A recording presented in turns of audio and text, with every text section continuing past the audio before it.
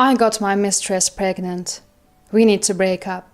That's how my husband Camille apologized to me in such a flippant manner. I was dumbfounded, and my affection for him ran out. It was exactly 6 months ago. Is the mistress someone I know? Yeah, it's Kyra. Remember meeting her again at Alice's wedding reception. Since then, my husband seemed completely unashamed. Alice's wedding was the year before last. So you've been cheating for over a year? Alice was a college classmate of mine, and the mistress Kyra was a junior who 2 years behind me. She was in the same research group as Alice, and we played tennis together in college, so I remember her well. She was nicknamed Little Devil behind her back, and was quite famous in a way. Huh, oh, is that so? Time flies when you get older. My husband just laughed it off. What on earth is he thinking? I can't understand him at all.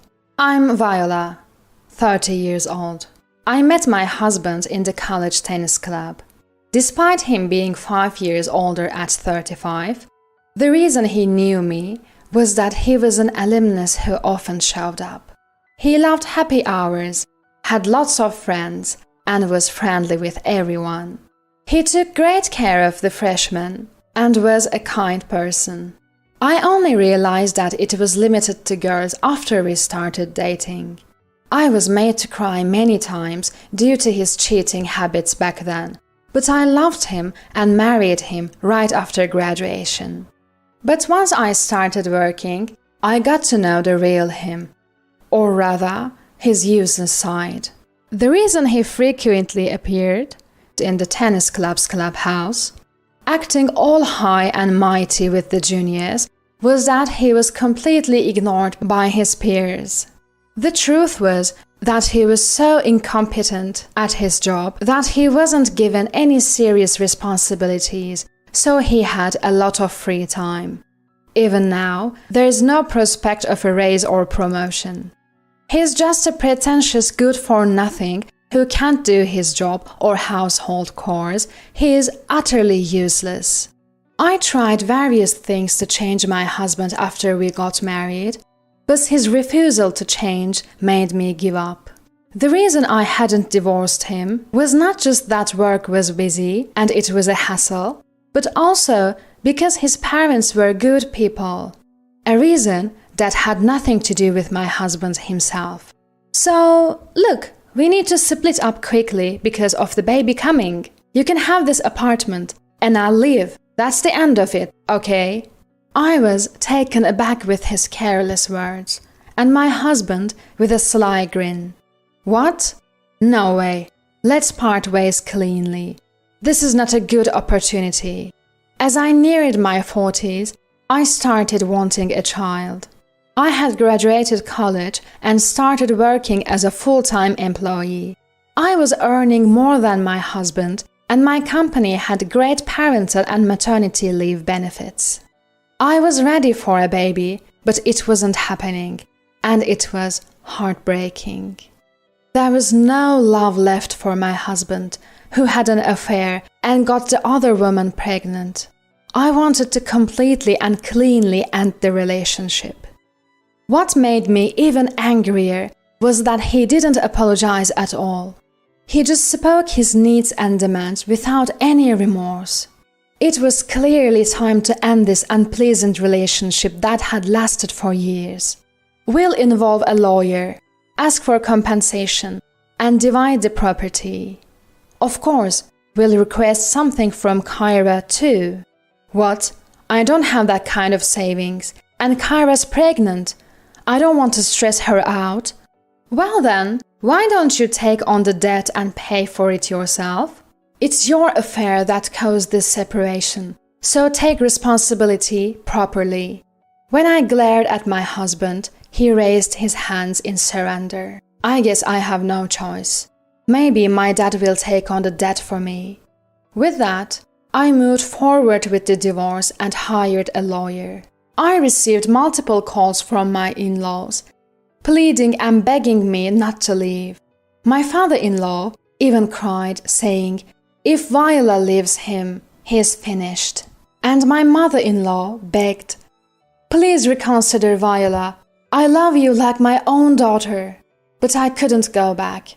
After revealing everything about my husband's constant infidelity and laziness at home, even they finally understood. "We are truly sorry," they said, bowing their heads in shame. They even paid the compensation in a lump sum on behalf of my husband, who had no savings. They made him promise never to ask for their help with that again and to repay them promptly. I still can't understand how such a careless and irresponsible man came from such decent and responsible parents. I'm going back to my parents' house. The divorce process, which I had thought would be a hassle, was over before I knew it. I returned to my recently relocated family home, and half a year passed by. I had stopped thinking about my ex-husband, busy with work on weekdays and cleaning the house on weekends. I received a call from my best friend, Alice. Alice was furious from the start. "Viola, did you know? Your ex-husband Camille and Kyra, they are living in a new high-rise apartment and bragging about it everywhere. Kyra just called me for a baby shower party. The presents have to be over $100 and the participant fee is $100 too. It's insane, right?" she yelled. I didn't know that Kyra had given birth, and I didn't understand why she had even contacted Alice. My ex-husband knew it, and so did Kyra. They both knew that Alice is my best friend. Why would Kyra even invite Alice? She must know that Alice would tell me everything. When I said this hesitantly, Alice's anger erupted even more. She did it on purpose, on purpose. That horrible woman said, "I'm so happy now, thanks to Viola breaking up with Camille."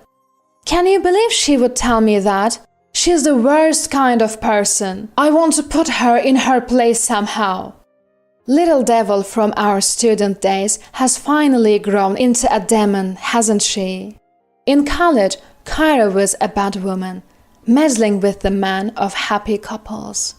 Even if couples fought because of her, she kept a calm face. If they break up just because another girl shows interest, it's not true love, right? They'll break up eventually anyway. So, what's the big deal? She would say, stretching her words in a saccharine voice, smirking.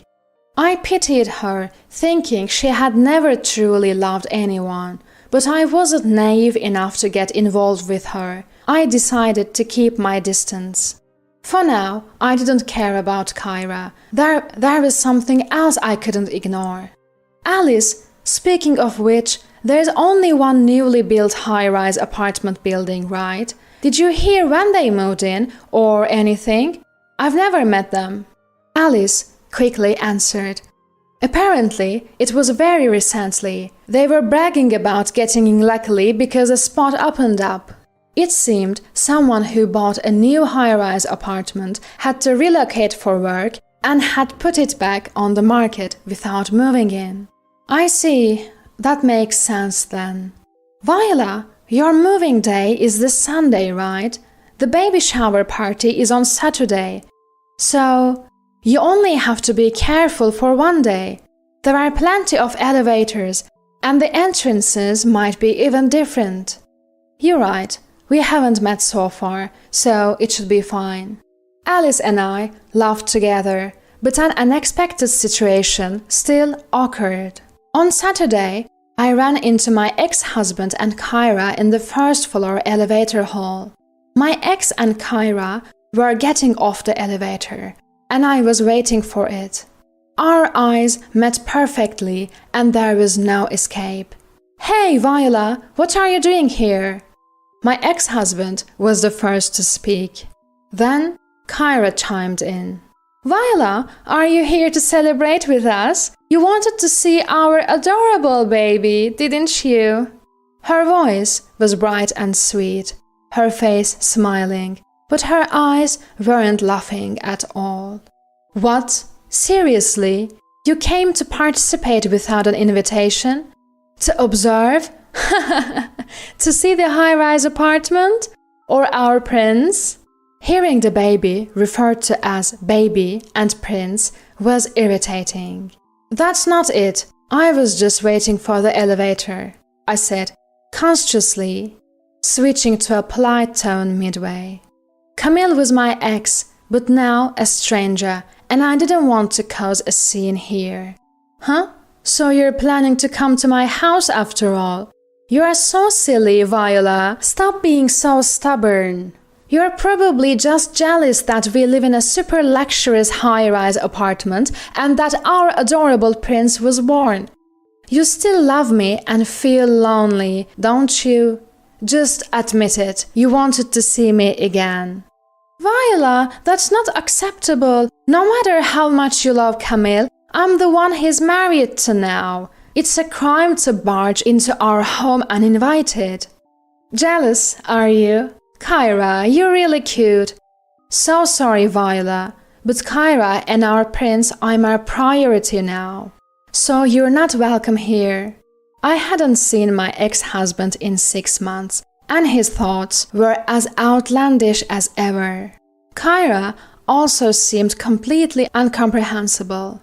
My cheating ex-husband and his new lover were a perfect match in a way. I regretted wasting my precious 20s on my ex-husband. I'm utterly ashamed of having dated and married Camille. I wish to bury those memories in darkness. I should have left him sooner. I had not made excuses and just broken up with him. I wouldn't have had to listen to this nonsense from my ex-husband and his lover. I was shocked, but my words seemed to have struck a nerve with my ex-husband. What's that? You're really lacking the charm. Learn from Kyra. Even her jealousy is cute. She's just giving birth, but still takes the effort to look stylish for me. Don't you think she's admirable? Aren't you embarrassed to be wearing such cheap clothes and no makeup? Not embarrassed at all. I was just going to the grocery store. I was wearing a simple white t-shirt and jeans. They weren't ragged, but they were clean. That's exactly the problem. That's why I grew tired of you. Enough already. We have nothing to do with each other. Just go home. Annoyed by my indifferent tone, my ex-husband waved his hand as if shooing a dog or cat. No, this is my house, actually. That's why I was waiting for the elevator. What? Seriously? You're lying, right? Viola, that joke isn't funny at all. Seeing their unbelieving expressions, I had no choice but to explain.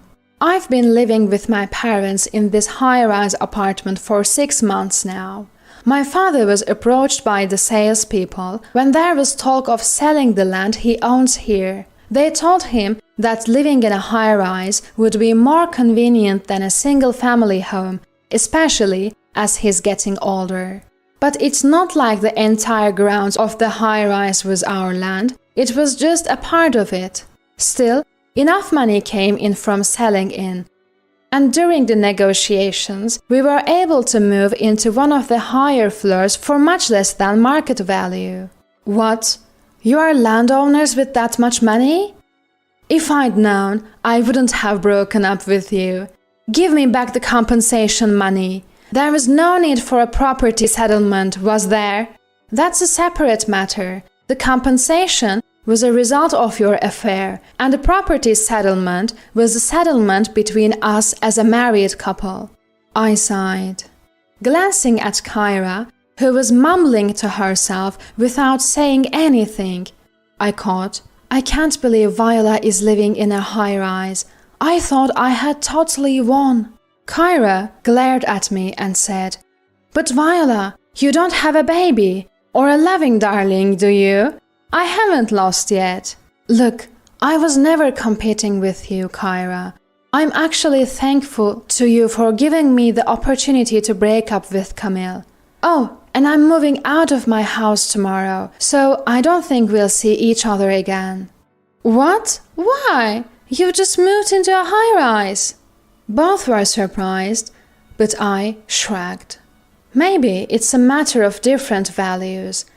It just wasn't a good fit for my family. I found living in a high-rise wasn't suitable for hanging laundry outside. There are no balconies on the higher floors for safety, and only some windows can be opened. It wasn't suitable for my mother and me, who want to dry our laundry and bedding in the natural sunlight and wind without using a dryer. Plus, the sunlight was intense, and it was too hot even with the air conditioning on.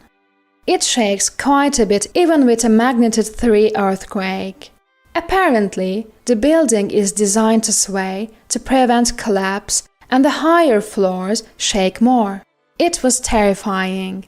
Most stressful of all was the daily elevator ride. It gets pretty crowded during the morning commute, and it takes time since it stops on each floor. The advertised 3 minutes walk from the station ends in the elevator. We were too bothered by the drawbacks unique to high-rise living, so we decided to live in a regular house with a garden after all.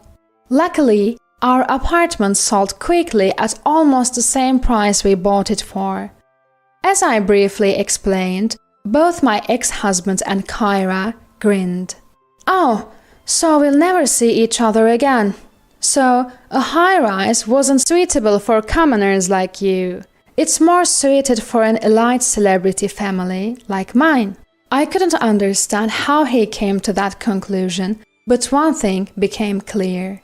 What I grew to hate and gave up on was that part of you. Pretentious, but with no real ability to back it up. Unwilling to change or make an effort. I became utterly fed up with you. But it's okay now. You're unfixable. So, goodbye. I repeated my ex-husband's words, giving them right back to him. Stepping into the just arrived elevator, I glanced at Kyra, who's glaring at my astonished ex-husband and me. Right before the doors close, I add one final remark. By the way, are you sure the child is really yours? What do you mean? My ex-husband looks at me, utterly confused. I mean, exactly what I said. Right, Kyra? You know what I mean, don't you? The doors closed then, so I don't know what happened next. In reality, when we were struggling to have a child, I underwent tests at the gynecologist's, and the results showed no problem on my end. So I started to wonder if the problem was with my husband, but he refused to get tested. That's why I left that insinuating comment. After that, I heard a story from a mutual friend who went to Kyra's baby shower. Despite bragging about living in a high-rise apartment, my ex-husband had been living on the 3rd floor. Plus, despite demanding expensive gifts and participant fees, the only food served were cheap snacks from the grocery store. When a friend softly complained, Kyra reportedly exploded, saying, "You should be grateful to see my baby up close and pay the money, of course." The atmosphere quickly became tense, and even though my ex-husband tried to mediate, things escalated into a massive fight between him and Kyra, resulting in a total mess. All thanks in part to my earlier cryptic remark. It seems my ex-husband and Kyra had moved into a high-rise, but life was tough, and they were trying to swindle money from their friends by fabricating reasons. Apparently, my ex-husband let it slip, and their friends were furious and left. As for me, I successfully moved into a single-family house with a garden and started living with my family. Recently, I began keeping an adorable kitten. Our former high-rise had been found to have significant defects and illegal construction methods, and it's been in the news every day. Now, even if they want to sell, they can't. We talked as a family and concluded that maybe we were surprisingly lucky. I'm very happy now. My ties with my husband are severed, and I've achieved peaceful days. On a day off in the afternoon, as I fold the completely dry laundry, my kitten sometimes falls asleep on the clothes. Seeing that adorable sleeping face, I think to myself, today was another good day.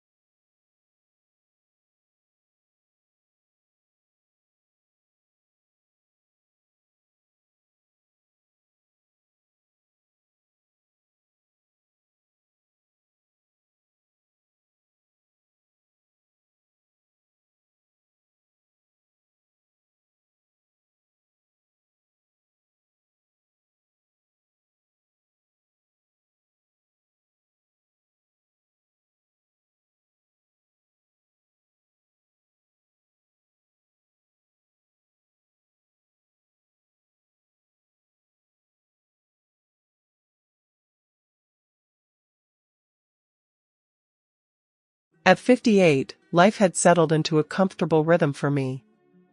My days were filled with the simple pleasures of home life and long, leisurely walks with my husband, Tom, who had recently retired. Our son, Danny, had grown into a man of 30, married to Clara, a woman with whom my relationship could best be described as strained. Despite the friction, I held out hope that time would mend whatever rift lay between us. It was a typical Thursday afternoon when the phone rang, slicing through the quiet hum of our home. Tom was out in the yard, probably fussing over his tomato plants, and I was knee-deep in a book, enjoying the kind of peace you only get when you've retired to the outskirts of the city. Our life was simple, the way we liked it. "Hello?" I answered, expecting it to be Tom, maybe needing a hand with something outside. "Hey, Mom, it's Danny." His voice, always a bit hurried, sounded even more so today. "Danny, what's up? Is everything okay?" I sat up, my book forgotten. Calls in the middle of the day were rare. Danny's job kept him busy, and Clara, his wife, even busier with her own things. Yeah, everything's fine. Listen, I was wondering. Clara and I are getting our place renovated, and it's turning into a bigger mess than we thought. Can we crash with you and Dad for a bit? There was a hopeful lilt in his voice, but it was rushed, almost as if he was expecting a no. I paused, considering. Our small house wasn't exactly guest-ready, especially not for an indefinite stay. But this was Danny, our son, and his need echoed in me, stirring that maternal instinct that never quite fades, no matter how old they get. Well, I don't see why not. Let me just chat with your dad, but I'm sure it'll be fine. How long are we talking about here? Thanks, Mom. You're a lifesaver. Just a couple of weeks, tops. I owe you one. The relief in his voice was palpable. All right. Just remember, it's cozy here. You two will need to help out around the house, okay? Of course, Mom. Thanks again. We'll bring over our stuff this weekend. Hanging up, I couldn't help but feel a mix of excitement and apprehension. It had been a while since we'd had the house full. Danny moving out had left a quiet that Jack and I had grown accustomed to, filling it with walks, gardening, and the kind of togetherness that comes with having weathered many of life's storms side by side. "Tom," I called out, stepping onto the porch. "Danny and Clara are going to stay with us for a bit." Tom looked up from his tomatoes, wiping his brow. "Oh? What's the occasion?"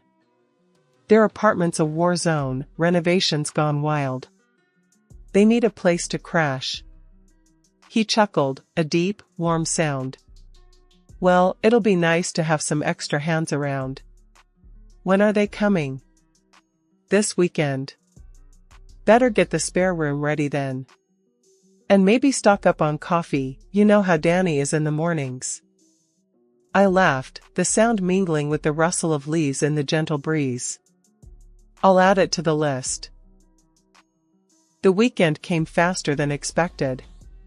Danny and Clara arrived with their belongings, a whirlwind of bags and boxes that seemed to spill into every corner of our once-ordered home. Clara, always a bit on the edge, seemed even more so, her eyes darting around as if assessing whether our humble abode was up to her standards. "Thanks for letting us stay. We'll try not to be in the way," Danny said, dropping a heavy suitcase with a thud. "It's no trouble, dear. You know you're always welcome here," I replied, shooting a glance at Clara, who offered a tight smile in return. Life at our house had taken a turn towards the chaotic since Danny and Clara moved in. I was doing my best, keeping the place tidy and cooking meals that could feed an army, or at least that's how it felt with 2 extra mouths to feed.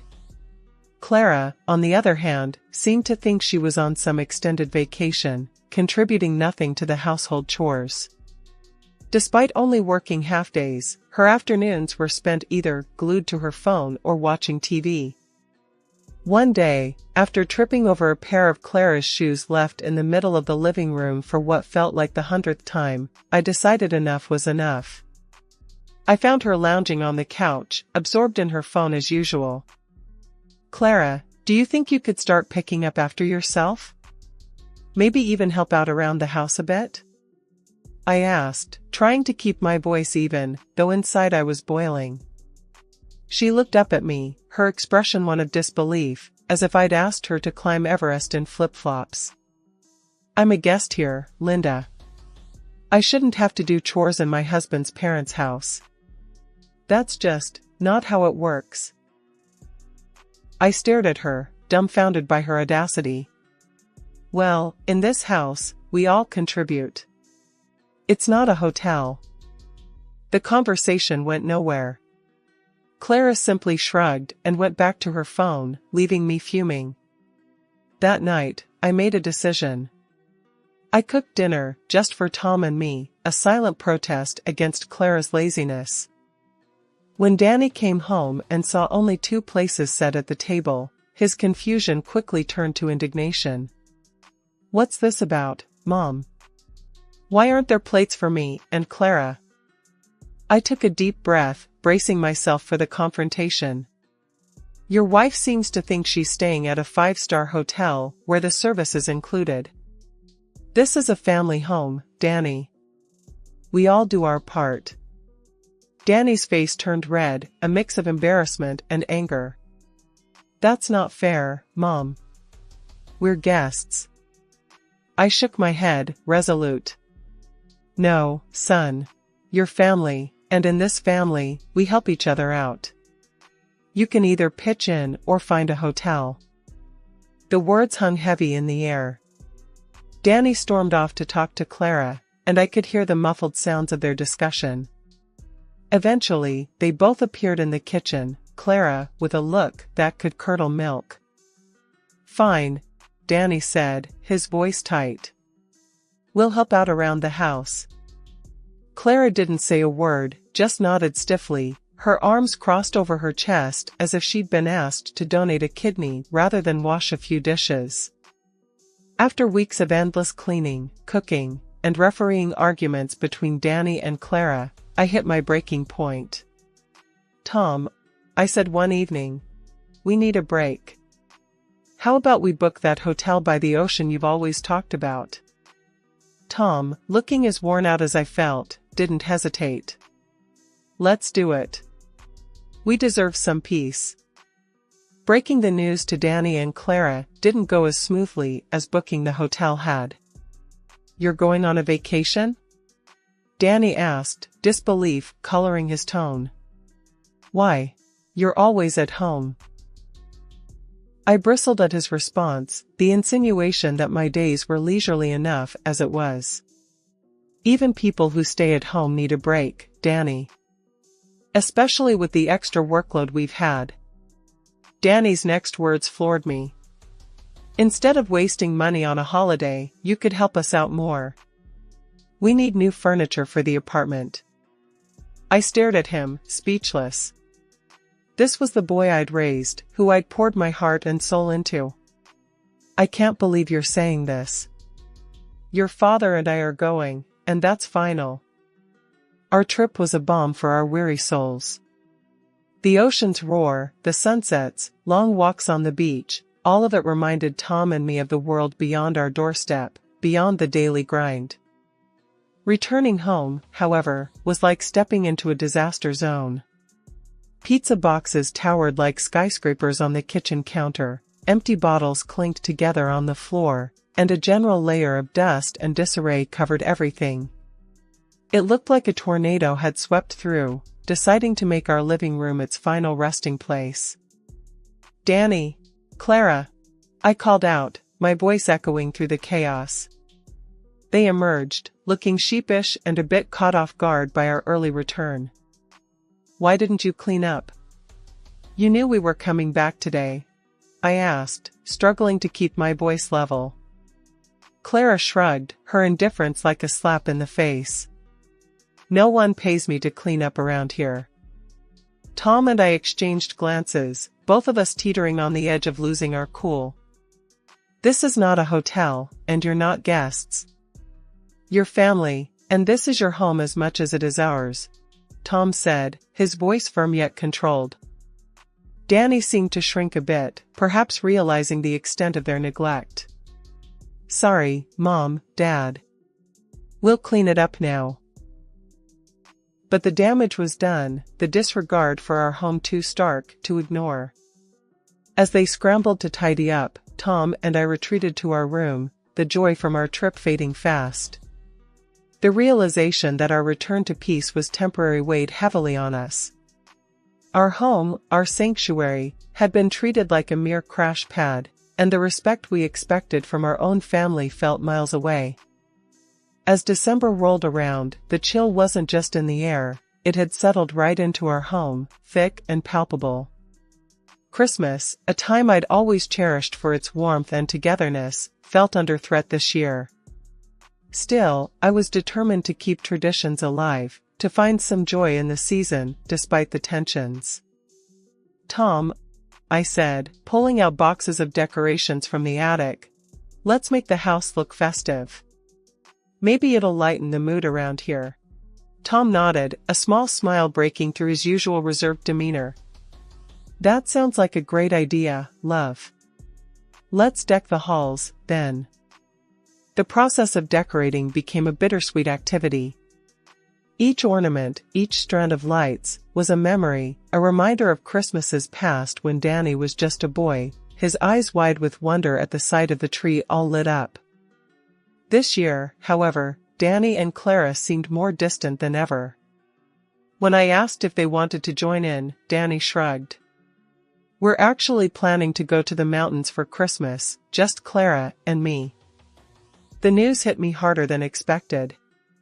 Oh, I see. Well, that sounds like a lovely trip, I managed to say, my voice steady, despite the pang in my heart. Clara, who'd been silent, finally spoke up. Yeah, we thought it'd be nice to have a change of scenery. Besides, it's not like we're missing much here, right? Her words, sharp and dismissive, stung. I bit my tongue, focusing on the garland I was untangling rather than the growing gap between us. Determined to inject some warmth into our strained relations, I thought of a simple yet hopeful gesture. Tom, what if we give everyone lottery tickets for Christmas? It's fun, and who knows, it might even bring us some luck. Tom, ever supportive, just nodded. Sure, love. It's worth a try. Might lighten the mood around here. When Christmas Eve came around, I carefully wrapped the tickets in festive paper, hoping to see a spark of excitement or at least a smile from Danny and Clara.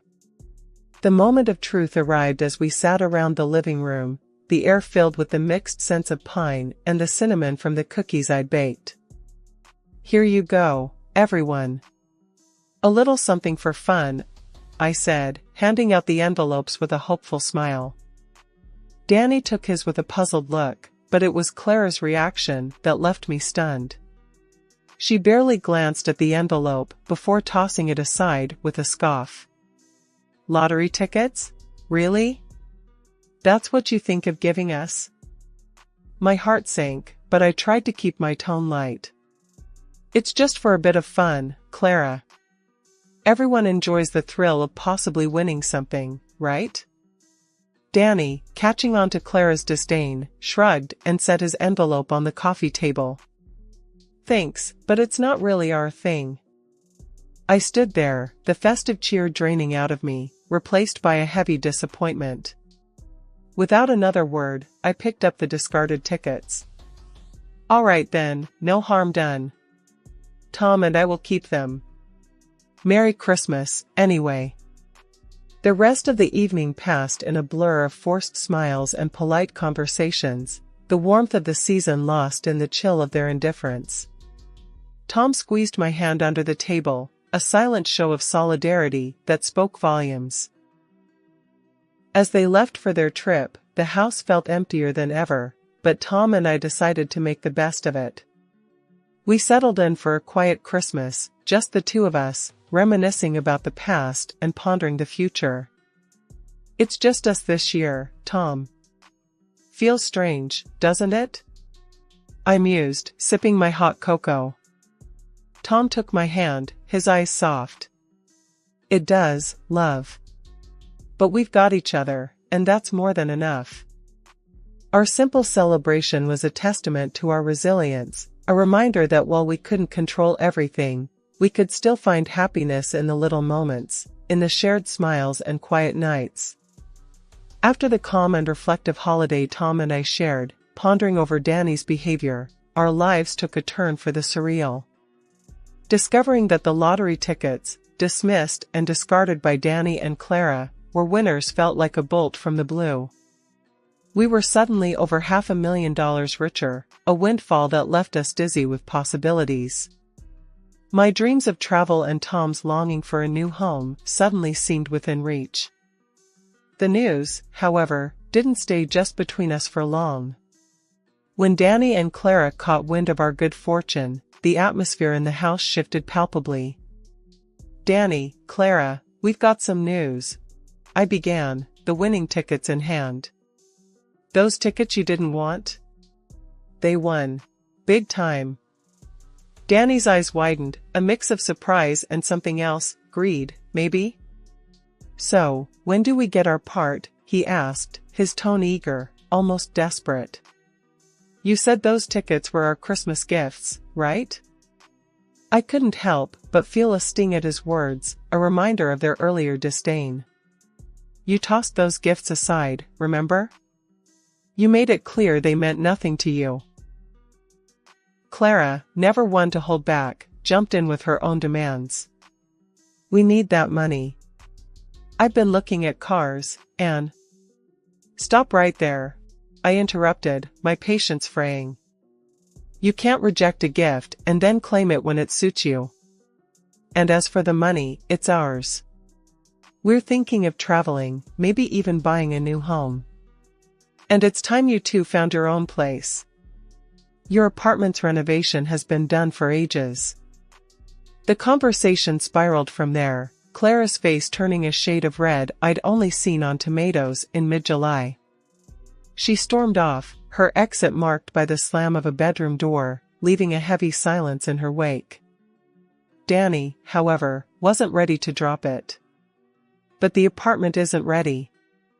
We can't move out yet. Tom and I exchanged weary glances.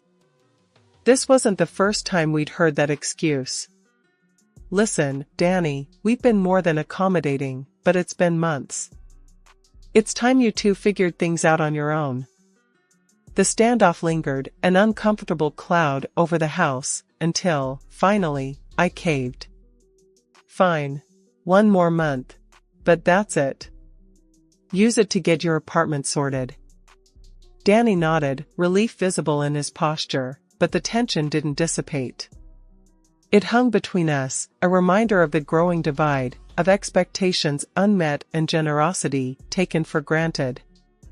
The evening was settling in, a soft golden light filtering through the curtains, when I noticed Clara's laptop left carelessly on the living room table. I moved to tidy up, my hand accidentally brushing against the mousepad. The screen flickered to life, revealing tabs that sent a shiver down my spine, legal advice on declaring someone legally incompetent, understanding first-line errors, and guides on claiming an inheritance. Tom, I called out, my voice a mix of disbelief and concern. He came over, and I pointed at the screen. Look at this. He squinted at the laptop, reading the open tabs, and his brow furrowed. What in the world? We don't know for sure what this means, I said, feeling a knot of worry in my stomach. But we can't just ignore it. Tom nodded, his usual calm demeanor taking on a hint of steel. We won't. Let's make sure we're protected. The decision to visit our lawyer wasn't taken lightly. We explained the situation without naming Clara directly, seeking advice on how to safeguard our assets and ensure our will reflected our wishes. The lawyer recommended updating our will to protect our estate, advice we took to heart. We made the difficult decision to exclude Danny from our will, a move that pained me deeply but felt necessary under the circumstances. Additionally, I took steps to secure our bank accounts, adding extra layers of security and setting conditions for withdrawals and transfers. It was a precautionary measure, one I hoped we'd never need, but the peace of mind it provided was invaluable. Once these protections were in place, I called Danny. My heart was heavy as I spoke, the words tasting bitter on my tongue. Danny, your father and I have decided to go on a long cruise. We need you and Clara to find your own place within a week. His response was a mix of surprise and frustration. A week? That's not a lot of time, Mom. I know, and under different circumstances, we'd offer more time. But this decision is final. It's time for all of us to move forward, I said, trying to keep my voice steady. After the call, Tom and I shared a long, silent look. The news of the upcoming cruise was a way to push Clara to take decisive action. On a crisp Saturday morning, with a plan heavy on our hearts, Tom and I decided to leave a recording device hidden in the living room. Our home, once a place of warmth and laughter, had become a stage for a plot that chilled us to the bone. With the device set, we went for a walk, hoping the fresh air would clear the storm of emotions brewing inside us. Upon our return, the aroma of dinner welcomed us, a surprise from Clara, who had never before taken the initiative to cook for us. This unexpected act of kindness left us bewildered, teetering on the edge of hope and suspicion. Let's listen to the recording before dinner, I suggested, my voice barely above a whisper. Tom nodded, his face etched with worry. In the privacy of our bedroom, we played the recording. The voices of our son and Clara filled the room, unveiling a plan so dark it felt like a punch to the gut. Clara, with her knowledge from working in a psychiatric center, detailed how they could use certain drugs to incapacitate us, with the end goal of declaring us legally incompetent and seizing control of our assets. Hearing Danny's hesitant agreement was a betrayal that cut deeper than Clara's scheming. Our own son, complicit in a plan that would rob us of our freedom and our life's work. The recording ended, and silence engulfed us, a silence heavy with the weight of shattered trust. Tom reached for my hand, his grip firm, a silent vow that we would face this together. "We can't confront them directly," I said, my mind racing. "We need to be smart, to protect ourselves and expose their plot without putting ourselves in danger." Tom agreed, his jaw set. "We'll play along for now, but we're taking steps to secure our safety and our assets. They won't know what hit them." The decision to act as if nothing had changed was one of the hardest I've ever made. To sit at the dinner table, sharing a meal Clara had prepared, knowing her intentions, required a strength I didn't know I had. We thanked her for the dinner, exchanging pleasantries while a storm raged within us. Our son, our flesh and blood, had been drawn into a scheme against us, and we were determined to find a way to reach him, to remind him of the values we had tried to instill in him. As we laid our plans, Tom and I knew the road ahead would be fraught with challenges. But together, we were resolved to navigate it with grace, to emerge not just unscathed but stronger.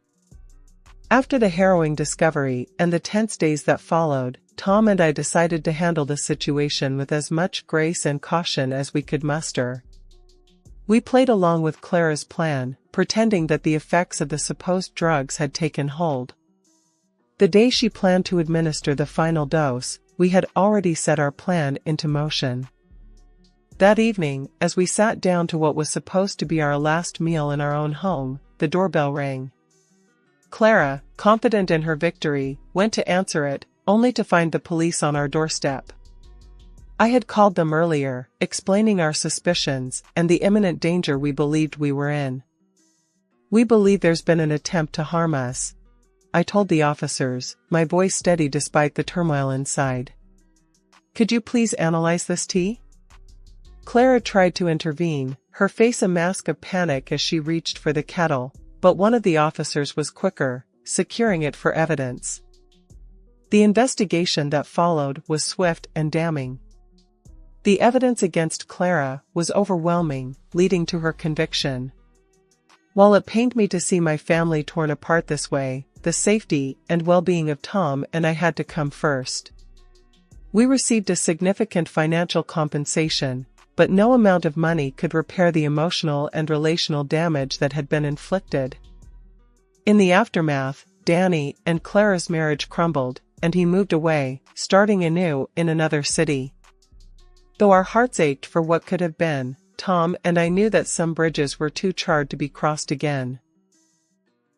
A year later, Clara reached out, claiming to be pregnant and in need of financial support. The call was a jarring reminder of the pain we had endured, but it also underscored the distance we had come. "You know that's not possible," I said firmly before ending the call and blocking her number. It was a definitive closure on a chapter of our lives we were eager to leave behind. Tom and I sold our old house, the scene of so much strife, and moved into a new home that was everything we had dreamed of. It was our sanctuary, a place where the shadows of the past could not reach us. The sale, coupled with our financial compensation, left us with more than enough to fulfill our dreams of travel and a carefree life. As we settled into our new home, we often reflected on the journey that brought us here. The trials we faced tested our resolve, our morality, and our behavior towards those we had once considered family. But in the end, we emerged stronger, with a renewed appreciation for the peace and security we had fought so hard to protect.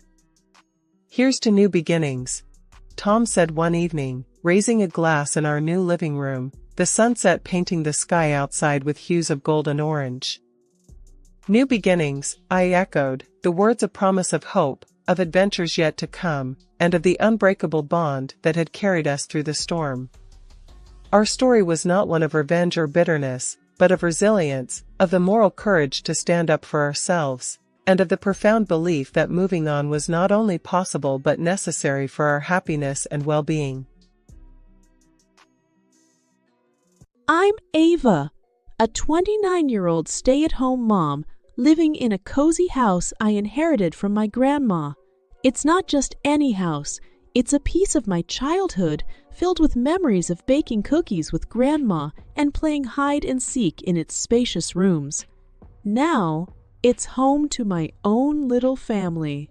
My husband, Mark, a hardworking manager, and our 2-year-old sunshine, Lily. Life sounds picture perfect, right? Well, it's not. The problem starts right next door, where Mark's parents, Helen and Frank, live. Our relationship, let's just say it's like mixing oil and water. Mommy, more juice! Lily's voice cuts through my thoughts. I pour her some juice, glancing at the clock. Almost 5 p.m. Time for the daily invasion. As if on cue, the door swings open. Ava, we're here! What's for dinner? Helen announces, with Frank shuffling in behind her. Hi, Helen. Frank? I've made a casserole, but it's just enough for Mark, Lily, and me, I reply, trying to keep my voice steady. Frank frowns. What do you mean, just enough? You know we come over for dinner? Helen chimes in, her tone sharp. You're at home all day, Ava. Is it too much to ask for a decent meal? I take a deep breath, feeling the frustration bubble up. I have my hands full with Lily, and cooking for 4 is a bit much every day. Mark walks in, tired from work. What's going on here? Your wife doesn't want to cook for us, Frank says, his voice raising. Mark looks at me, then at his parents, and sighs. Can't you just make a bit more, Ava? My frustration peaks. It's not about the amount, Mark. It's about respect and boundaries. Helen scoffs. Boundaries. We're family. Lily, sensing the tension, tugs at my dress. Mommy, I'm hungry. I kneel to her level. Let's get you seated, sweetie. Dinner is a tense affair. Mark's parents eat the sandwiches they brought, throwing disapproving glances my way. The TV blares in the background. Lily's fidgeting in her chair, and I'm trying not to crumble under the weight of this daily chaos. After they leave, Mark sits on the sofa, absorbed in his phone. We need to talk about this, I say, standing in front of him. He doesn't look up. Not now, Ava. I'm tired. And just like that, I'm left alone in the kitchen, cleaning up the mess, both literally and metaphorically. This is my life, a constant battle of wills, with me on one side and the world on the other. Life has a funny way of testing you, and mine's turning into a daily pop quiz with no right answers. I'm Ava, still juggling motherhood, a marriage that's running on autopilot, and in-laws who've mistaken my home for a free-for-all diner. It's another morning in our house, and I've made a decision. Today, I'm cooking only for 3, me, Mark, and our little Lily. Let's see how this goes. Lily's in her high chair, happily smearing oatmeal on her face when Helen and Frank barge in, just like clockwork. Morning, Ava. What's for breakfast? Helen asks, a bit too cheerily. I take a deep breath. Morning. I've only made enough for Lily and me today. Frank's face turns red. What do you mean? Are we supposed to starve? No, you're supposed to take care of your meals, I reply, trying to keep my voice calm. Helen's eyes narrow. This is ridiculous, Ava. We are family. You can't just... I cut her off. I can, and I did. I have enough on my plate with Lily and the house. Mark comes in, rubbing his eyes. Why's everyone shouting so early? Your wife refuses to cook for us, Frank's voice booms. Mark looks at me, then at his parents, and says, Ava, why are you making things difficult? Difficult? I almost laugh. Mark, I'm not a 24/7 restaurant. I need help, not more mouths to feed. Mark doesn't say anything, just grabs a piece of toast and leaves for work. The day drags on. I can feel the tension thickening in the air. Dinner time rolls around, and I've stuck to my guns. Dinner for 3. Helen and Frank show up, each holding a sandwich. They sit down, unwrapping their food with exaggerated slowness.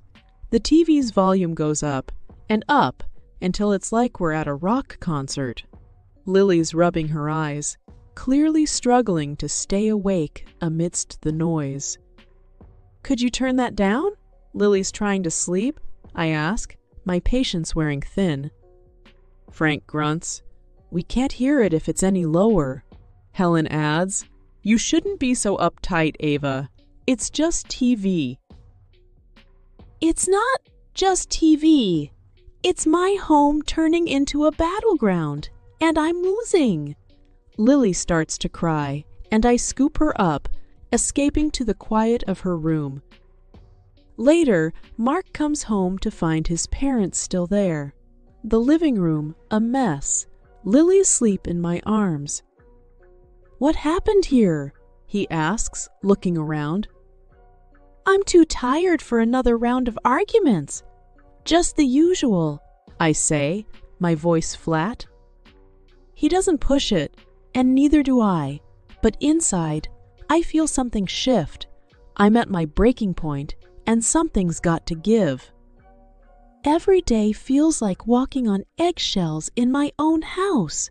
I'm Ava, still trying to find a balance between being a mom, a wife, and now, apparently, an unwelcome host to my in-laws. But today, it's not the in-laws that shake my world, it's Mark. It's late evening. Lily's finally asleep after what felt like hours of soothing. I'm clearing up the toys when Mark walks in, looking like he's carrying the weight of the world on his shoulders. Ava, we need to talk, he says, avoiding eye contact. I sit down, bracing myself. What is it, Mark? He takes a deep breath. I made a mistake with our finances. I invested in something and it didn't pan out. I feel a chill run down my spine. What do you mean? How bad is it? It's bad, really bad.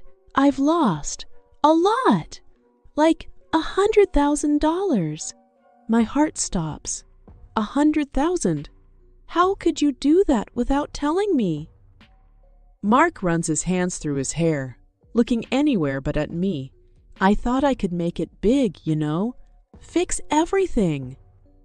Fix what? We were fine. I can barely keep the tremor out of my voice. He finally looks at me, his eyes pleading. I know, but now we need a plan. A plan? I echo, feeling numb. Yeah, I was thinking, maybe we could move my parents into our house, rent out their place to cover the debts. My mind races. His parents in our house? Full time. The very thought makes me feel like I'm suffocating. Mark, are you serious?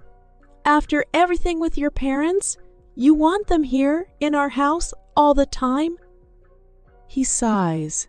I know it's not ideal, but we don't have many options, Ava.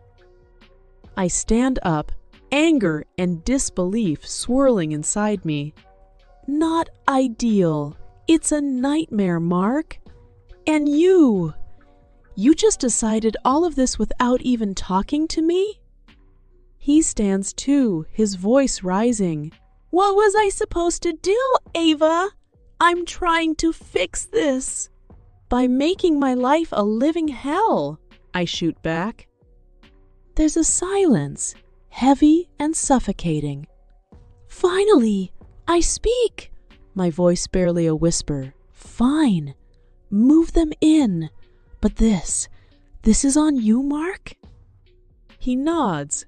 looking relieved and guilty all at once. But all I feel is a deep, sinking dread. This isn't just about money anymore.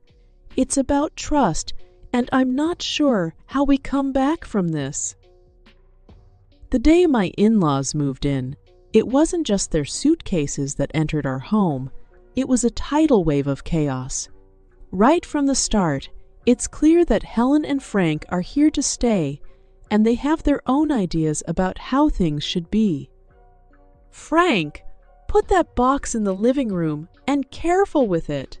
Helen's voice echoes through the hallway as she directs her husband with military precision. I watch, holding Lily, who clings to me, wide-eyed at the commotion. Then, as if things couldn't get worse, Helen turns to me. "Ava, we need to talk about rearranging the house. We need space for our things." I feel a knot in my stomach. "Rearranging, Helen? There's not much space to work with." She waves her hand dismissively. "Nonsense. Let's start with Lily's playroom. She can play in her bedroom, right?" I'm taken aback. "That's her space, Helen. She loves it there." Frank, carrying a heavy box, chimes in. "Kid won't mind, Ava. Don't make a fuss." Lily buries her face in my neck, and I realize this is just the beginning. The days that follow are a blur of unwelcome changes. Helen and Frank unpack their belongings, turning the living room into their personal space. They replace my tasteful decor with their old-fashioned knacks, and the TV blares day and night with their favorite shows. I try to cook dinner one evening, with Lily tugging at my apron. Frank strolls in, eyeing the pots on the stove. "What's this?" "Another one of your experimental dishes." I bite my tongue. "It's a new recipe, Frank. If it's not to your liking, feel free to make something yourself." He laughs. "In my day, women knew how to cook for their families." I feel a flash of anger, but before I can respond, Mark enters, looking weary. "Can't we have one peaceful meal?" I turn to him, my patience wearing thin. "Peaceful? Mark, your parents have turned our home upside down." He avoids my gaze, grabbing a beer and retreating to the now occupied living room. Weeks pass, and the tension only grows. Helen has opinions on everything, from how I raise Lily to how I should manage the house. Frank, meanwhile, has taken to criticizing my cooking at every meal. One afternoon, I'm folding laundry when Helen walks in. "Ava, these sheets aren't folded properly. Let me show you how it's done." I set my jaw. "Thanks, Helen, but I've been folding sheets my whole life." She tuts, clearly not the right way. As she refolds the sheets, I feel a sense of helplessness. My own home no longer feels like mine. Night falls and I'm lying in bed, staring at the ceiling. The muffled sounds of the TV and my in-laws' laughter seep through the walls. Lily is asleep, but rest eludes me. I think back to the days when this house was filled with love and laughter, a stark contrast to the present. It feels like I'm losing a part of myself, bit by bit, as each day passes. Mark's side of the bed is empty. He's been spending more and more time working late. I'm left alone, wondering how things got this bad, and what, if anything, I can do to take back control of my life and my home. In a house that once felt like mine, I'm Ava, now a spectator in my own life. With my in-laws' takeover and Mark's growing distance, I'm left grappling with suspicions that refuse to settle. One afternoon, while Lily naps and the house is momentarily quiet, I call my brother, Jake. He's always been the one I turn to in tough times. "Hey, Jake," I say, trying to sound casual. "Ava, How's it going? Haven't heard from you in a while. I take a deep breath. Not great, Jake. I'm worried about Mark. He's different. Jake's tone shifts, more serious now. Different how? He's always working late, secretive with his phone, and there's this tension, like he's hiding something. Jake pauses, then says, "You think he's seeing someone else?" The words sting, even though I've thought them 1,000 times. I don't know, Jake. I just feel like I'm losing him. There's a resolve in Jake's voice when he speaks. Let me do something. I have a friend, a private detective. He can discreetly check on Mark, see what's up. I'm hesitant. A detective? Isn't that a bit much? Ava, if something's wrong, you need to know. For you and Lily. I sigh, a mix of relief and fear. Okay, do it. But, Jake, keep it quiet. I don't want to stir up more trouble if it's nothing. You got it. I'll take care of it, he assures me. Days pass, and each of Mark's late nights and hushed phone calls add to my growing unease. Then, one evening, Jake calls. Ava, I have some news. Can you meet me tomorrow? Just you? My heart sinks. Yes, I can make it. The next day, I sit across from Jake in a quiet cafe, the air thick with anticipation. So, what did you find out? I ask, my voice barely above a whisper. Jake hesitates, then hands me an envelope. Ava, it's not good. I open it to find photos and reports. There's Mark with a woman I don't recognize and a child. My world spins. He has a child? Jake nods solemnly. I'm sorry, Ava. The detective confirmed it. Mark's been living a double life. Tears blur my vision. How could he do this? To me? To Lily? Jake reaches across the table, his hand on mine. You're stronger than you know, Ava. We'll figure this out together. I nod, wiping away tears. I need to confront him, Jake. He has to explain this. Be careful, Ava. You don't know how he'll react. I have to know, Jake. I have to know why. Armed with the truth, but shattered inside, I head home. A confrontation is inevitable, and I need to brace myself for the storm that's about to hit. It's the evening of the dinner, and I'm Ava, preparing a meal that I know even my critical mother-in-law can't find fault with. The house is buzzing with a tense energy as I await the arrival of my brother, Jake. Tonight is about more than a family dinner. It's about unveiling a painful truth. As I set the table, I can feel the weight of the envelope in my pocket, heavy with the evidence of Mark's betrayal. My hands shake slightly, but I steady myself. This needs to be done. The dinner starts off like any other. Mark's parents, Helen and Frank, along with Mark, sit around the table, complimenting the food for a change. I catch Mark's eye, and he gives me a small, oblivious smile. It's almost time. Jake arrives, apologizing for being late. As he sits down, he casually turns to Mark.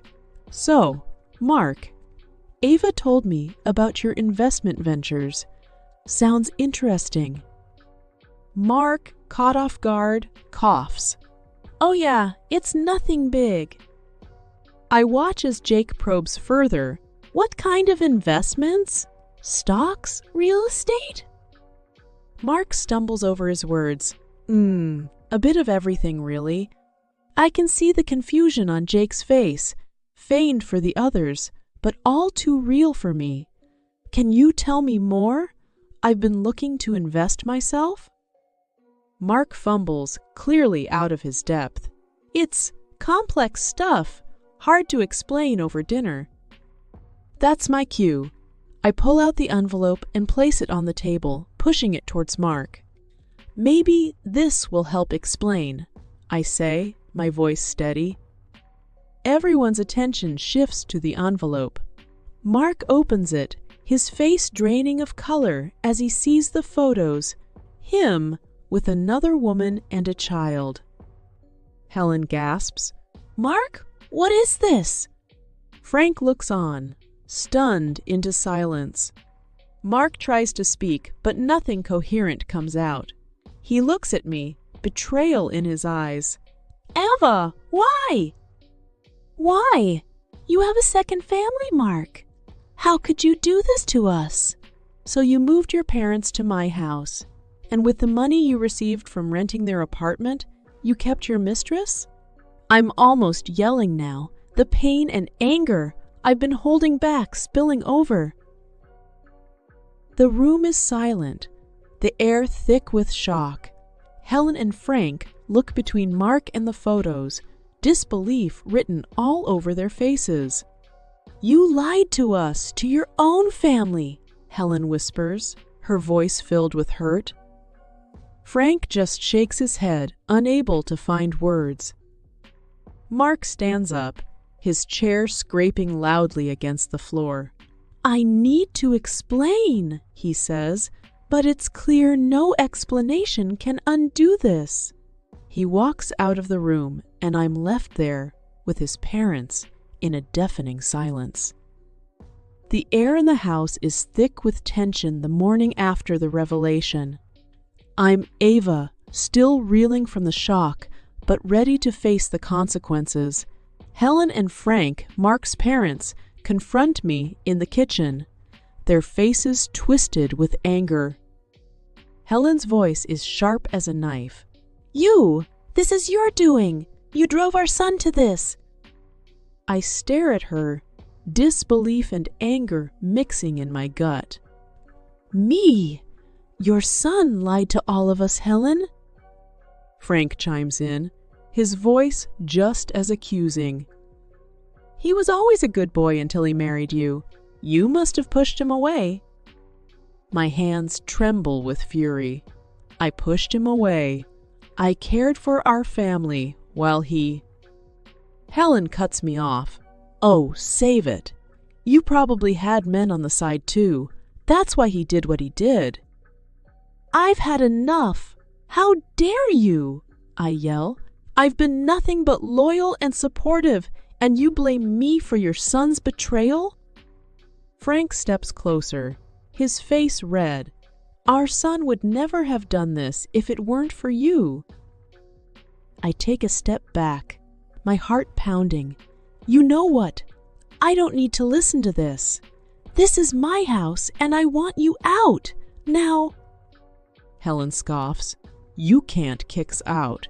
This is our son's house too." I stand my ground, firm and unwavering. "No, Helen. This house was my grandmother's, and now it's mine. You have no right to be here after what you've said." Frank looks like he wants to argue, but Helen grabs his arm. "Let's go, Frank. We don't need to stay where we're not wanted." As they pack their things, I feel a mix of relief and sadness. Once they're gone, I lock the door behind them, the click of the lock echoing in the empty house. Alone in the silence, I let out a breath I didn't know I was holding. I look around the house, my house, and for the first time in a long while, I see a future where Lily and I can be free from lies and betrayal. I pick up the phone to call a locksmith. It's time to change the locks, to change our lives. The house feels different today, like a new chapter has just begun. I'm Eva, standing in my once troubled living room, now a space of peace and possibility. The legal battle is over, and the court's decision still echoes in my mind. I recall my lawyer's words from yesterday. The court has granted you substantial alimony and compensation for Mark's deceit and infidelity. He'll be paying for quite some time.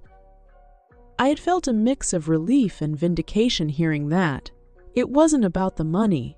It was about accountability. Lily, oblivious to the complexities of the adult world, plays on the floor. Her laughter is a balm to my soul. I watch her, thinking about our future. The phone rings, snapping me back to the present. It's Jake, checking in. Hey, Ava, how are you holding up? I smile. Better, Jake. Much better. The court's decision helped close a painful chapter. Jake's voice is warm. I'm glad, Ava. You deserve peace after all this. I glance at Lily. We both do. As I talk to Jake, I can't help but think about Mark. The last I heard, he was struggling to make ends meet, now living with his parents again. It's ironic, I say to Jake. He's back where he started, but this time by his own doing. Jake sighs. He brought it on himself, Ava. You did what you had to do. I nod, feeling a sense of closure. Mark's choices led him here, and I no longer feel any obligation to worry about him. After the call, I sit with Lily, watching her play. The court's decision has given us a financial cushion, but more importantly, it's given us freedom. Mommy, look! Lily holds up a drawing of our house. Our home, she says proudly. I hug her. Yes, sweetie, our happy home.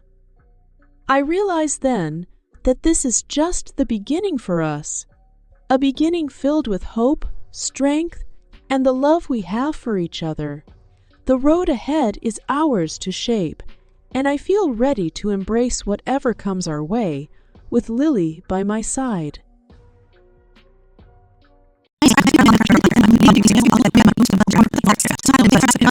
To do the housework and caregiving. Emery would say, Kayla, wash my clothes for me. I'm wearing them to school tomorrow. Kayla, tea please. I was treated like a servant, especially by my father, who was convinced I was a NEET. Indeed, I was mostly shut in my room doing telework, housework, and caregiving. But to my father, it seemed like I was just a shut-in. Even though telework was my main work mode, I still had to go to the office regularly. When I returned home, my father would sometimes be standing at the entrance, accusing me angrily. You're just a shut-in NEET, and yet you're gallivanting around. Take care of the house properly. His angry voice echoed throughout the house. From behind him, Emery would add, you're really useless. Just going out to play? I was exhausted. Every time I left the house to go to work, I would be met with insults and sarcasm from the two of them. I had made it a habit to go to my kept apartment and relax alone, tidying up the room before returning home. I was truly glad I had kept this room.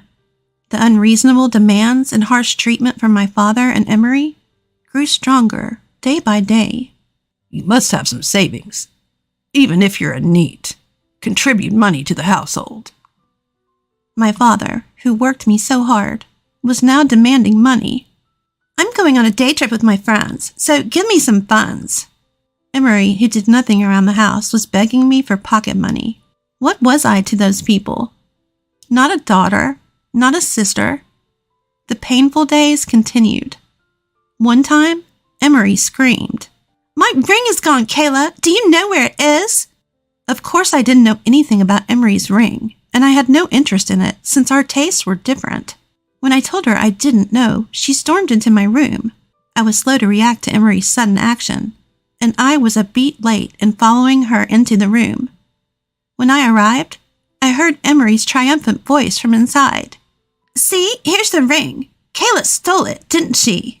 Emery came out of the room with the ring, pointing her finger at me and shouting. There was no way that thing was in my room. I immediately realized that Emery had set a trap. It was harassment for not giving her pocket money. Emery quickly tattled to my father, who had just come home. Stealing Emery's things. You're truly pathetic. I don't remember raising a daughter who would steal." No matter how much I explained, my father wouldn't believe me. Emery added, "We don't need a thief, Kayla, do we?" "If it weren't for your mother's care, I'd kick you out right now. Know some shame." And so I was labeled a thief. One evening at dinner, my father suddenly became furious for reasons unknown. "You useless person. Can't even do housework properly. Making food like this. Still not contributing money to the house. Do you think your current work is enough? You're just a shut-in who gallivants around. I can't stand it anymore. I'll destroy your plaything." My father yelled and headed towards my room. My plaything? My computer? That's my essential work tool. If it's destroyed, it would be a disaster. I followed my father to my room and protected my precious work companion, just as he was about to lay hands on my computer. Emery was watching from behind, smirking, around the time my mind and body were reaching their limits. My mother passed away peacefully. She was always grateful for my care and was pained by the way my father and Emery treated me. I felt my strength draining from my body. My heart was so shattered that I forgot to cry. Father and Emery were not only tearless, but acted as if a nuisance had been removed. Though we were in the same tearless situation, our reasons were 180 degrees apart. After my mother's funeral was quietly conducted, my father called me into the living room. "Your mother's gone, and you're no longer needed. I want you to leave immediately. We don't need a useless NEET who can't even contribute money to the house." I had a feeling he would say something like this, but I never thought it would actually happen. I asserted my hard work up to now, but my father was adamant about me leaving. Emery added, "Are you planning to stay here and be a NEET? You're such a parasite." "A parasite? That's a good word. You're like a tick or a flea." I felt dizzy from the barrage of harsh words. "Also, about your mother's inheritance, you must renounce it. There's nothing for you." I hadn't thought about my mother's inheritance at all. The love I received from her was enough. It was something I had never received from my father or Emery. "I don't want it. I'll renounce it, and I'll leave, okay? I'll leave right away." I asked for one day's grace to pack, and immediately began preparations. The next day my father said, "Are you ready to move? Hurry up." "I'm leaving. I'll have nothing to do with this house or you two anymore. Goodbye." I loaded my packed belongings into the taxi I had called. I realized anew how few possessions I had. Returning to my parents' house after 9 years and leaving again. This time, I would never return. I had spent a hollow time realizing the reality of my father and Emery, but I was satisfied that I could help my mother. I returned to my kept apartment and applied to switch from telework to regular work. However, I was glad I had kept the room. My previous daily life returned. No, I worked even harder than before. I wanted to forget everything. About 3 months later, I received a call from my father, whom I had cut ties with. I didn't want to answer, but I reluctantly picked up the phone. "Hey, what's this promissory note? It's an outrageous amount, isn't it? Are you a NEET? How much are you earning a month?" Frantic, my father began firing questions, one after another. Of course I'm not a NEET. On the contrary, thanks to my dedication to my job, I believe my income is considerably higher than others my age. And I had quite a bit of savings accumulated from working. When I first started caring for my mother, I bought various equipment and tools to make her environment a little better.